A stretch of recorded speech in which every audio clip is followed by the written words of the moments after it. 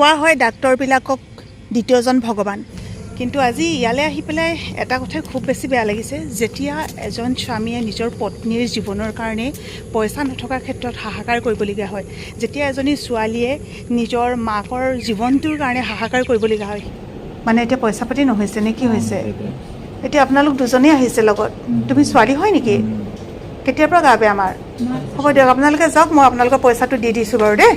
তেওঁলোকৰ গোটেইখিনি ঔষধ হৈছেগৈ নে বাৰু? হৈছে ন? অঁ মই দি দিম, অঁ ঠিক আছে। নহয় চিনাকি নহয় আকৌ মোৰ দেই, মই ইয়াতে তেওঁলোকৰ অসুবিধাটো দেখি পেলাইহে দি দিম বুলি কৈছোঁ। যদিও আয়ুস ৰেখা ভগৱানে সকলোৰে কপালত লিখি পঠায়, কাৰ জীৱনত কি হ'ব সেয়া হয়তো কোনেও নাজানে। সকলো চাগে ভালে আছে, কুশলে আছে। শুভ সন্ধ্যা জনাইছোঁ আৰু সন্ধ্যা সময়ত আপোনালোক সকলোকে মোৰ এটা নতুন ভিডিঅ'লৈ স্বাগতম জনাইছোঁ। ফোনটো মুনু আৰু চেংনাং বৰ্তমান ঘৰত নাই, সিহঁতি গৈছে মুনুৰ বায়েকৰ ঘৰৰ কাৰোবাৰ সুধি, গতিকে ঘৰখনো একেবাৰে নিস্তব্ধ হৈ আছে। সেয়েহে সিহঁতি নথকা সময়খিনিতে মই অলপমান নিজৰ কাম কৰিলোঁ। খৰিচাখিনি মই ধুনীয়াকৈ ৰুকি মেলি থলোঁ, অলপমান আচাৰ বনাব লাগিব আৰু অলপমান এনেই বৈয়ামত সুমুৱাই ৰাখিব লাগিব, আৰু অলপমান মই আজি বইল কৰি আছোঁ। হাঁহে বাঁহে চাগে সকলোৱে খাইছে, কিন্তু এনেধৰণে আপোনালোকে খাবচোন। মই কৈছোঁ আপোনালোকে টকালি পাৰি পাৰি খাব পাৰিব। আৰু হাঁহটো চবেই নাখায়, যিসকলে নাখায় সেইসকলে আজি মোৰ এই পদ্ধতিটোত ৰান্ধিব। এইখিনি প্ৰায় এতিয়া বইল কৰি হৈয়ে গৈছে, মই আগে বইল কৰি লৈছোঁ। বইল কৰি এতিয়া মই খৰাহিটোত বাকি পেলাই সম্পূৰ্ণ নিয়ৰ হোৱালৈ অলপ সময় থৈ দিম, যাতে পানীখিনি একেবাৰে গৈ শেষ হয়। এনেকৈ বনাব বুলি কওঁতে মাংস অকণমান দৰকাৰ হ'ব, কিন্তু সেই মাংসখিনি আনিবলৈ যাওঁ বুলি ভাবোঁতে দি দিলে বৰষুণ। এতিয়া মই দোকানলৈ যাওঁহে। খৰিচাখিনি বইল কৰাৰ আগতে দোকানলৈ যাবলৈ লৈছিলোঁ, কিন্তু বৰষুণ যাক দি দিলে, আবতৰীয়া বৰষুণ, গতিকে ওলাইছোঁ এতিয়া। Thank you. এদিন কথাৰ প্ৰসংগতে সোণাৰীত থকা মোৰ জাগৰাকীয়ে কৈছিলে যে ব্ৰইলাৰ মাংসটো যদি এটা চিটি দি পেলাই বইল কৰি লোৱা হয়, তেতিয়া একদম লোকেল মাংস নিচিনা লাগে। তুমি আহিলা বুলি মই গমেই পালোঁ, লুকাই লাভ নাই নহয়। অ' নাই নাই, কোনোবাহে লুকাইছে। অঁ শুন, তুমি আহিলা আহিলা ফুফু গৈছিলা? মাইনু গৈছিলে নি? অ' মাইনুক লৈ গৈছিলা কলিজা? মামাম খাই আহিলা? মই আজি বৰ ধুনীয়া মামাম বনাবলৈ লৈছোঁ, মুনু অকণমান টেষ্ট কৰিবা আকৌ। ৰন্ধাৰ পাছত ক'ম, তুমি এতিয়া কাপোৰ কানি চেঞ্জ কৰি লোৱা। আমাৰ টিকলু কাপোৰ কানি চেঞ্জ কৰি দিয়া। মাইনু গৈছিলে বেলেগ ভাল পায় আৰু ন। মাংসখিনি বইল কৰি খৰাহিটোত উলিয়াই পেলাই থৈ লৈছোঁ, ধুনীয়াকৈ বইল হ'ল। আৰু এতিয়া মই ইয়াতে আলু কিপিচ দি দিম। বিশেষকৈ আলুখিনি মই বইল কৰি লোৱা নাই যে, বাকীবোৰতো চব বইলেই হৈ আছে। আপোনালোকে যদি আলুখিনি বইল কৰি লয় তেতিয়াহ'লে আলু আগেই নিদিলেও হ'ব বাৰু, আৰু যদি আলু নিদিওঁ বুলি ভাবে তেতিয়াহ'লে আলু দিহিনকৈও ৰান্ধিব পাৰিব। এইটো অপশ্যনেল হয়, যোনে খাই দিব, যিয়ে নেখাই নিদিব। সকলোৱে ঘৰত আলুটো খোৱা নহয়েই, কিছুমানে বৰ কমকৈ খায় আলু, আৰু আলু এনেও কম খোৱাই ভাল বাৰু। এই থালিখনত খুব কেইটামান কম বস্তু ৰাখিছোঁ। এয়া হৈছে জলকীয়া, এই অকণমান হৈছে বি জলকীয়া, আৰু এয়া হৈছে তেজপাত আৰু আদা নহৰু। আদা নহৰু মই একেবাৰে গুড়ি কৰি দিলে খুব বেয়া পাওঁ, মই অলপমান এনেকৈ থেতেলিয়াই লওঁ। এতিয়া ইয়াতে দি দিলোঁ মই তেজপাত দেখিলা, আৰু অকণমান ফ্ৰাইড কৰি পেলাই ইয়াতে মই দি দিম পাঁচফোৰণ, হালধি মিক্স কৰি দিলোঁ এনেকৈ। আৰু এতিয়া আকৌ ফ্ৰাইড কৰি পেলাই ইয়াতে দি দিম মই জলকীয়া 3টা।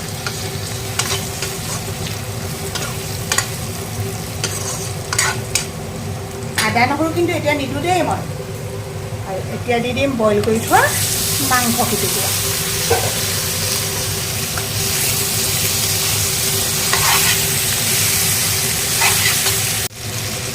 মাংস বইল কৰোঁতে মই নিমখ দিয়া নাছিলোঁ, ইয়াতে দিম মই আন্দাজমতে নিমখ।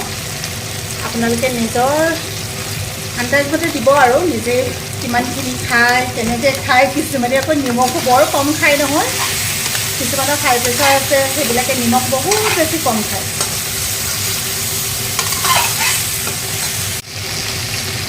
আদা নহৰুহে মই এতিয়া দিয়া নাই, এই জলকীয়া টুকুৰা কিন্তু এতিয়া ইয়াতে দি দিম। কমকৈ দিছোঁ আৰু, জ্বলা বহুত বেছি দি দিলেও কিছুমানে আকৌ আমাৰ পেটটোৱে পুৰে, বিশেষকৈ ময়ো নোৱাৰোঁ, সোনটোৱেও নোৱাৰে, কিন্তু বাবলু, মুনু আৰু আমাৰ ইমান জলকীয়া খাব পাৰে, কিন্তু এইকণ ৰেচিপিত আকৌ অকণমান যদি জ্বলাটো নহয় তেতিয়া ইমান টেষ্টটো নাহে, মানে অকণমান জ্বলা হ'ব লাগে আৰু। ধুনীয়াকৈ তেলৰ লগত সিজি গৈছে আৰু এনেকৈ সিজিলে মানে নিমখ হালধি বা আপুনি যি মা মছলা দিয়ে আৰু মা মছলাখিনি ধুনীয়াকৈ মাংসত সোমাই যায়, তেতিয়া টেষ্টটো বৰ ধুনীয়া হয়। আলু সিজিছে, অলপমান আৰু বাকী আছে। এতিয়া বইল কৰি থোৱা গাজখিনি মই মাংসৰ লগত মিলাই দিলোঁ আৰু অলপ সময় এনেকৈ ভাজি মেলি যেতিয়া তেলৰ লগত ধুনীয়াকৈ সিজি যাব, তাৰপিছতে মই ইয়াত দিম পানী। মোৰ চাগে এইখিনিতে আপোনালোকতকৈ অলপমান পৃথক যে মই আদা নহৰুখিনি প্ৰায় লাষ্টত দিওঁ। তেলত দিব পাৰে, তেলত দিলেও দিব, কিন্তু তাৰপাছত আপোনালোকে এনেকৈ দিবচোন, চাব সেইদিনাখন খাই চাব, সেইদিনাখনৰ পৰা আপোনালোকৰ সদায় পিছত দিবলৈ মন যাব।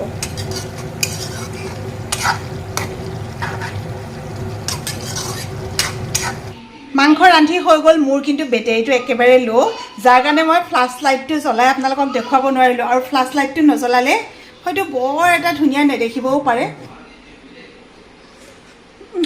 গৰম হৈ আছে, সঁচাকৈ কৈছোঁ ইমান টেষ্টি। আজি আকৌ আহিলোঁ চুকাফা হস্পিটেল, ৰিপৰ্ট কেইটামান পাবলৈ আছিলে বুলি আপোনালোকক কৈছিলোঁৱেই, কিমাননো কৈ থাকিম। আজি বোলে ভিডিঅ'টো নকৰোঁ, কিন্তু আজি মই ভিডিঅ'টো এই কাৰণতে কৰিলোঁ, বৰষুণ যাক কিমান ভাল লাগিছে, কি ধুনীয়া বতৰ চাওকচোন। এয়া হৈছে আমাৰ এওঁৰ বৌ, তেওঁ আকৌ ভিডিঅ'টো ওলাবলৈ বৰ বেছি বেয়া পায়, সেইকাৰণে তেওঁক উলিয়াই তেনেকৈ কৰিও থকা নাই, কিন্তু মনে মনে অকণমান তুলি ৰাখিলোঁ।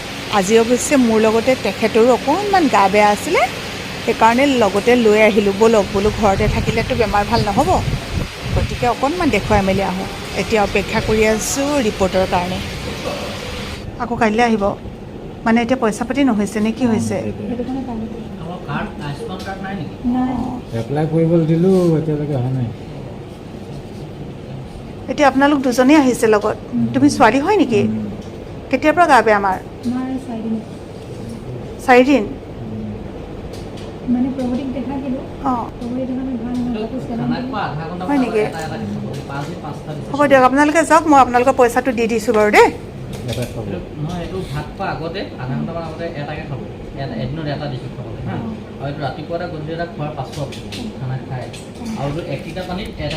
তেওঁলোকৰ গোটেইখিনি ঔষধ হৈছেগৈ নে বাৰু? হৈছে ন? ঠিক আছে, হ'ব। অঁ, মই দি দিম। অঁ, ঠিক আছে। নাই, চিনাকি নহয় আকৌ মোৰ দেই, মই ইয়াতে তেওঁলোকৰ অসুবিধাটো দেখি পেলাইহে দি দিম বুলি কৈছোঁ। মোৰ ঘৰ বকতাত। অঁ, বকতাত। ঠিক আছে, হ'ব, যাওক যাওক যাওক, কালি এডমিট কৰি দিব দেই।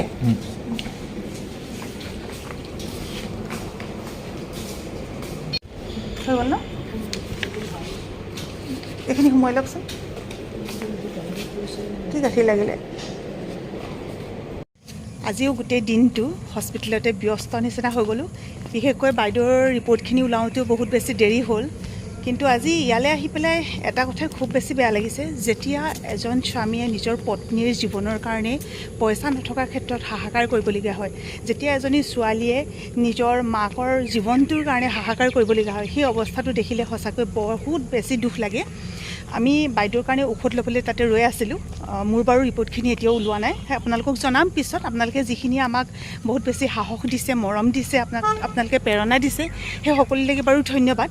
এতিয়া কথাটো হ'ল কি, সেইখিনি সময়তে বাইদেউৰ ৰিপৰ্টখিনি ওলালে, আমাক ডাক্তৰক আমি দেখুৱালোঁ, তাৰপাছতে আমি ঔষধখিনি ল'বলৈ ৰৈ থাকোঁতে সেই তেনেকৈ দেউতাক আৰু জীয়েক দুজনে মানে তাতে খুব দাম দৰ কৰি আছে, তেওঁলোকৰ ঔষধৰ কাৰণে পইচা মিলা নাই।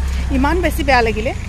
আমিও যিহেতু ট্ৰিটমেণ্টৰ কাৰণে আহিছোঁ, আমাৰ ওচৰতে বহুত বেছি পইচা নাই, তথাপিতো সামান্যতম তেওঁলোকক সহায় কৰিলোঁ। যেতিয়া কোনোবা এজনক অকণমান কিবা এটা দি হ'লেও সহায় কৰিব পাৰোঁ, আমাৰ যদি সামান্যতমে কাৰোবাৰ যদি জীৱনটো বচায়, আমাৰ সঁচাকৈ ভাল লাগিব। খুব বেছি দুখো লাগিলে, আৰু কামনা কৰিছোঁ তেওঁলোকৰ মাক সুস্থ হওক। বহুত কিবা নহয়, মাত্ৰ এইটোৱে কৈছোঁ যে যদি সামৰ্থ্য থাকে, সামৰ্থ্য অনুযায়ী ইজনে সিজনলৈ মানৱতাৰ হাতখন অকণমান আগবঢ়াই দিব লাগে।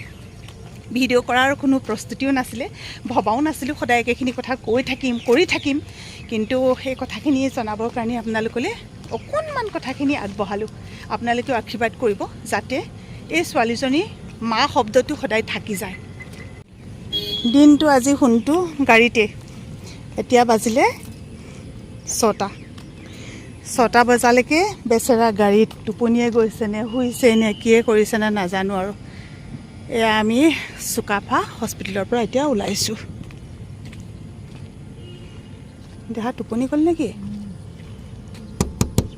অঁ কলিজা ভয় খাই গ'লোঁ জানানে কেলে এনেকৈ থাকা তুমি একদম বুকুখন ঢপ কৰি গ'লগৈ জানা নাই তুমি তেনেকৈ থকা দেখি ক'ৰবাত এবাৰ পাইছিলোঁ এনেকৈ বোলে হিটাৰ দি থৈছিলে নে কি দি থৈছিলে এতিয়া বাৰু গৰমত হিটাৰ নিদিয়ে তেনেকৈ মানে অঘটনটো ঘটিলে বুলি সি মানে মূৰটো তললৈ কৰি আছে ভয় খাই গ'লোঁ অঁ বহুত আমনি লাগিলে ন আজি শুলানে অকণমান নে খেলিলা কি কৰিলা উঠি দিওঁ আৰু তেতিয়াহ'লে বাইদেউ উঠক খালি পানী অকণমান খাওঁ পাই বহুত পিয়াহ লাগিছে